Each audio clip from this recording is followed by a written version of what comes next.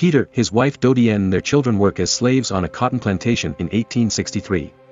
When he learns he's been sold to a new owner, he spends his final moments with his family in prayer until the white men arrive to drag him out. Ignoring the children's pleas, Peter tries to fight back, yelling and struggling against their grip, but the men don't hesitate to point their gun at Dodienne, and Peter immediately comes to a halt, accepting to board the cart on his own feet. Unfortunately, the men now want vengeance, so they hit him before dragging him again. Peter and a bunch of other slaves are transported in a cage as if they were cattle, and through the bars Peter promises his children one day he'll come back for them as they try to run after him in tears. After a long time spent on the road, they arrive at their new working location, which happens to be the construction of a railroad. The conditions here are 100 times worse than in the plantations. The heads of the slaves that dared to disobey decorate the entrance as a warning. They sleep in cages, and even while they're behaving and working hard, the white masters won't hesitate to hit them and insult them. To make matters worse, they quote the Bible to justify their actions.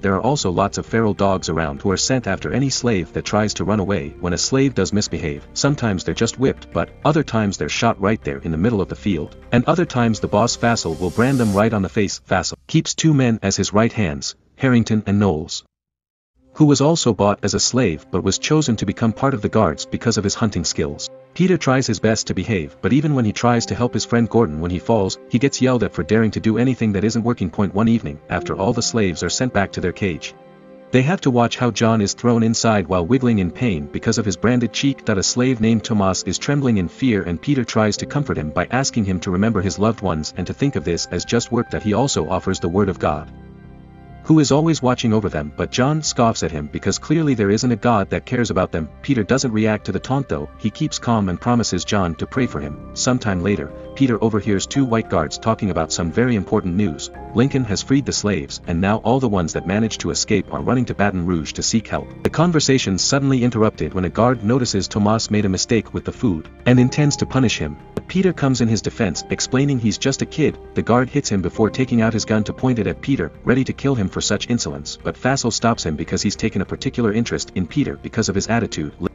Later, when Peter is back in the cage, Fassel approaches him to tell him he's his god and Peter is his dog now, to which Peter replies that then he should be fed the same meat as the dogs. At that moment Fassel just laughs, but the next day, he puts Peter in chains and makes him kneel in front of him while his dog keeps barking and growling at Peter, only a few inches between them. Now the dog has committed Peter sent to memory. Later over lunch, Peter tells the other slaves about Lincoln and Baton Rouge, which they could reach after 5 days of walking through the swamp. Some of the slaves are hesitant because surviving the swamps isn't easy, but when Peter reminds them they probably won't survive this place either, he gets the support of a few men. Now they only need to wait for the right time to escape. Sometime later, a slave dies in the middle of work and the guards make Peter drag him to the pit where they throw all the bodies together. There are some white deserters that should be digging, but as soon as they see Peter, they say a black man should do this instead. Thus Peter ends up grabbing a shovel to fill in the pit. Peter realizes this is the perfect chance for him to pull off the plan, so he waits patiently for the guards to be distracted by an explosion on the field and jumps on them to kill them with the shovel and steal a knife before running away. The other slaves and the deserters see this and take the chance to start running as well, hitting a few guards in the way which allows John to steal a gun. Other guards raise the alarm and immediately begin shooting the runners, killing as many as possible before they're lost in the woods. Fassel does some shooting of his own, too, killing the deserters, but he hates the fact Peter got away with it and calls for Harrington, Knowles, and the dogs to go after him. Peter manages to team up with 3 of his friends, and he guides them through the forest by keeping an ear up for any dangers approaching. Eventually they manage to find the swamps and most of the team doesn't have trouble crossing, but Tomas freezes when he sees the crocodile, allowing the dogs to catch up with him after the beasts have done enough damage. Fassel calls them back and demands to know where the group is going, but Tomas refuses to answer. This prompts Fassel to offer a deal. If Tomas tells him where the others are going, he'll allow him to leave. A terrified Tomas confesses what he knows and is indeed allowed to go into the swamp, but as soon as he turns around, Fassel shoots him and lets the crocodiles eat him. Meanwhile, Peter, John and Gordon finish crossing the swamp safely. Peter thinks they should take the other swamps, but John won't take orders from anyone and decides to take the horse trail, feeling like he can stay safe thanks to the gun he stole. Gordon wants to follow Peter wherever he goes, but Peter thinks they'll be harder to track if they split up. So Gordon chooses his own way through the woods after Peter reminds him to follow the sound of Lincoln's cannons. Afterward, Peter begins choosing his own way, only to discover his leg is bleeding because he had been touched by a bullet. After all that, he needs to do something about it soon or the dogs will smell the blood. But first he needs to run for a while to put some distance between him and Fassel. Moments later, Peter comes across a house owned by a white family that also keeps slaves. First Peter grabs a vine from a tree to tie above his wound as a tourniquet.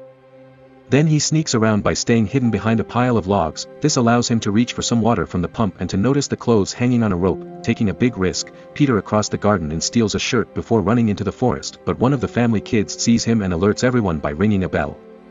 Fassel hears the noise and follows it to the house, where he's told by the family about the direction Peter took off. Peter's running as fast as possible, only stopping to bandage his wound with the shirt he stole. Moments later, he takes the blood-stained shirt off and hides it in a trunk for the dogs to find while he hides under the swamp water. Fassel and his men fall for the trick and make their way down the road thinking Peter has crossed the swamp, but he actually comes out after the group is gone.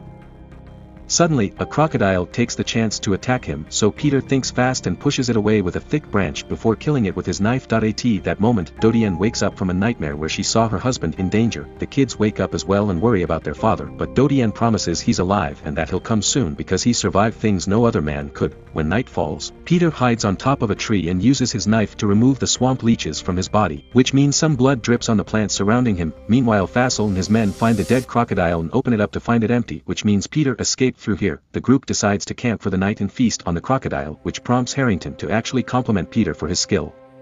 Fassel immediately scolds him for it and tells him about the lesson his father taught him: if you give black people just a tiny thing, they'll ask for more and take things like their jobs and their lands. The next morning, Peter continues to run while making sure to keep his body covered with mud and animal excrement. It means he's constantly surrounded by flies, but it helps cover up his scent. When he has to cross another swamp, he thinks about his family and prays to his Lord to keep the fear of the beasts away, and when the sun suddenly shines on him, he takes it as a sign. While Fassel splits his group to cover more ground, Peter's lucky to find an abandoned treehouse with clean water and some leftover food.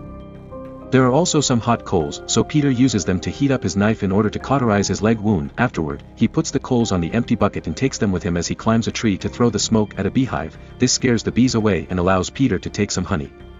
Fassel sees the smoke and begins riding toward it, but Peter's already on his way out. The treehouse also has a boat that a snake is using as its own hiding place, so Peter carefully pushes it away with a branch before jumping into the boat and sailing away as he enjoys the taste of the honey. In the meantime, Dodienne is approached by her master, who tells her he sold her and she'll be gone in 2 days. Her children aren't allowed to go with her, though, because her new master will give her a new husband. Dodienne is deeply hurt by the news and still wants to wait here for husband to come back, so she takes a rather drastic choice to avoid being sold. She goes to one of the machines used for the production of cotton and puts her hand inside, pretending she's being caught in an accident. Back to Fassel, he finds the treehouse thanks to his dog's nose and manages to keep track of Peter's direction while he crosses the river. Peter hurries to make his way into the woods where he's surprised to meet again with John, who is angry because now the white men will come after him as well. Peter swears he's not being followed and teaches John how to hide his scent, but John ignores him before they start running again. Just a moment later, they hear the dogs barking and hurry to hide. Peter gets inside an empty trunk while John climbs up a treetop. The dogs manage to follow John's scent anyway, allowing Fassel and his men to easily find him. John refuses to come down, so Fassel makes him fall with a shot before demanding information on Peter through violent means, but John still won't talk. Fassel decides to take his head and give it to Harrington and Knowles for them to take it back to camp as a message. Peter closes his eyes to avoid witnessing his friend's death and offers a prayer for John's soul. After waiting a few hours to put some distance between himself and Fassel, Peter comes out of the trunk when it starts to rain, only to discover exactly how they killed John, which shakes him to his core. He forces himself to keep going with grief heavy on his mind until suddenly he sees a bunch of horses running by, including one on fire. Peter follows the direction they came from and finds a house on a plantation, but everything is on fire and all the white people are dead. It seems the slaves here also heard the news from Lincoln and took matters into their own hands, with his knife out just in case. Peter enters the house and slowly walks through the rooms until he comes across the dining, instantly throwing all caution to the wind and jumping on the food and wine to feed his tired body. He doesn't stop until he hears a weird noise coming from upstairs, and he follows it until he finds a dying girl stuck under a harp that she keeps playing as a plea for help. Peter immediately rescues her and takes her outside, where he puts her down on a table before trying to fetch some water. The girl is scared though and makes him stay as she gives him her cross pendant, and Peter takes it, understanding what she needs, a prayer promising gods with. He's so distracted that he doesn't hear Harrington approaching until it's too late, and Peter has to drop his knife and step away from the girl if he doesn't want to get shot. The girl dies as soon as Peter leaves her, and he's so furious that he dares to violently turn around and kill Harrington by using the cross as a stake. At that moment, Knowles also arrives, but Peter thinks fast and grabs Harrington's weapon to shoot him. Knowles tries to explain to Peter that someone capable of killing a crocodile may be accepted by Fassel in his ranks, but Peter calls him the worst kind and leaves him to die. Hearing Fassel approach because of the barking, Peter decides to run into the cotton fields for cover, and when the dog comes too close, he shoots it. Fassel eventually comes across the body, which makes him even more determined to catch Peter. The next morning, Peter arrives at a beach filled with the bodies of white men that died during the confrontations against Lincoln's army. Unfortunately, they don't have any provisions for him to take, but in the distance, Peter can see the ships and hear the cannons that indicate Lincoln's men are near. Excited at the thought of finally reaching freedom, Peter begins running again, but suddenly a horse appears by his side and he's pushed to the ground with a few hits. It's Fassel, who offers Peter some of the meat he had asked for back in the cage and asks him to beg. Since Peter won't obey, Fassel takes out his gun and reminds Peter he's his god, but before he can pull the trigger, someone else shoots him first. Peter tells the falling body that he's no god before turning to meet his saviors, who are Lincoln's native guard led by Lieutenant Caillou. Peter's body finally gives in to exhaustion and hunger, so the soldiers take him to the infirmary tent on their camp in Baton Rouge. Because his leg wound is infected, the nun nurse makes Peter rest, and for a few days Peter does nothing but dream about his family. Once Peter is feeling better, he sees one of the soldiers to get his new papers as a free man, although he has to make up some information he doesn't know, like his age. Unfortunately, he isn't allowed to leave and search for his family yet. The white soldiers are taking advantage of the fact the slaves are technically stolen contraband and give them two choices: they can work on the federal farms or join the army. Peter refuses to keep following orders, but when the soldier points out that joining the army can help him rescue his family and be free for good, Peter accepts to join. Afterward, Peter discovers the army has found Gordon too, and he's hurting but alive. Peter is glad to see him, but it pains him to tell him about John. Then Peter goes to see Caillou for his uniform, but first he's asked if he'd be interested in helping the cause by posing for something called a photograph. Peter is wary, but Caillou promises the white photographers are harmless and their intentions good. It turns out these men are taking pictures of the reality behind slavery to let the world know, and Peter agrees to show his bare back to the camera, exposing the scars of hundreds of whippings. Next, Peter's taken to see the general, who asks him about all the information he may have about the railroad the enemy's building. After Peter shares all the intel he has, the general stares at his picture and points out that those scars equal disobedience, which isn't a good quality to have in the army. Caillou tries to take Peter away, but Peter defends himself anyway, explaining that those scars mean he's been beaten up many times yet he never stopped fighting, which is also important for a soldier.